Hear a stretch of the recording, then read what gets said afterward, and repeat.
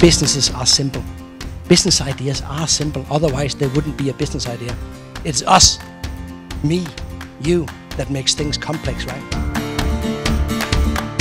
So it's good to get some insights on what the whole company is doing, what are the ambitions for the rest of the year.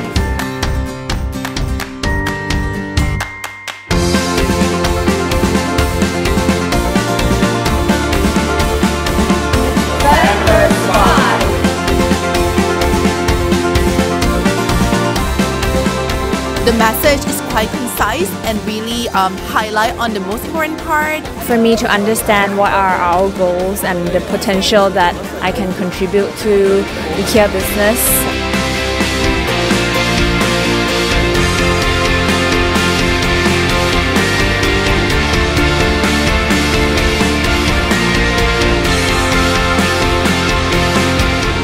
We're presenting it for everyone to take part of it, to understand what our priorities are, and then it feels great as a presenter when you feel that people are actually soaking in what you're saying, and then trying to also participate in making it into reality.